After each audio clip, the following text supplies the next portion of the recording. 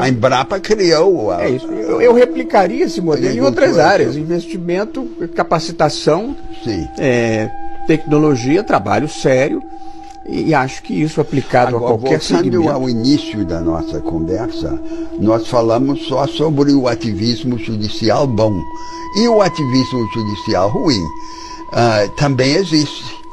Mas não no Brasil. Não, no Brasil não existe.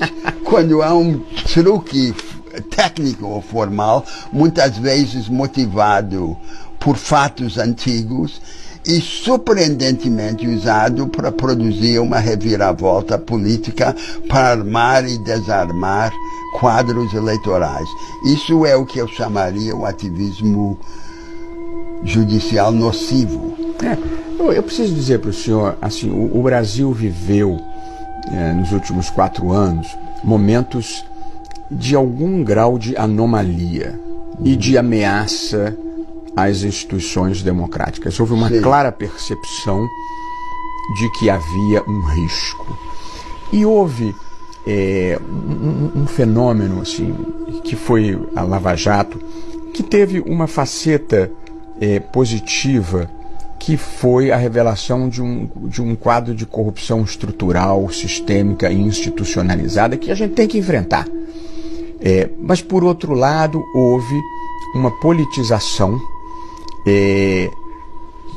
eu diria marcada, sobretudo, pela ida do juiz da Lava Jato para o ministério do governo Bolsonaro, que deu uma certa legitimidade ao discurso de que ali houvera uma perseguição política, especialmente em relação ao presidente Lula. Até porque, na minha visão, os erros da Lava Jato ocorreram em relação ao presidente Lula. Sim. Porque eu acho que tirar do jogo uma quantidade de pessoas que foram retiradas do jogo foi muito bom para o Brasil. Sim, mas o senhor não diria que melhor seria enfrentar aquilo diretamente, em vez de arranjar um tecnicismo processual para resolver o problema?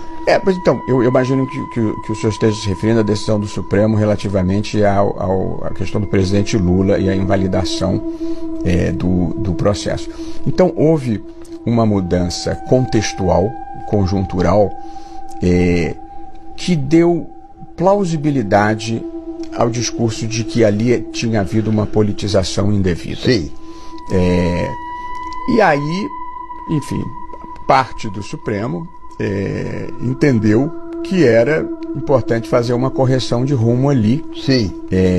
Mas a correção não deve ser declarada, aberta, não se deve dar um nome aos bois em vez de inventar um outro caminho técnico ou pseudo-técnico. O que aconteceu ali? O ministro Fachin, seguindo a orientação da segunda turma, entendeu, no caso do presidente Lula, que a 13ª Vara Federal de Curitiba era incompetente. Portanto, ele diz, olha, esse é o entendimento que prevalece aqui na segunda turma e, portanto, eu vou adotá-lo. Vários anos depois. Isto era é verdade.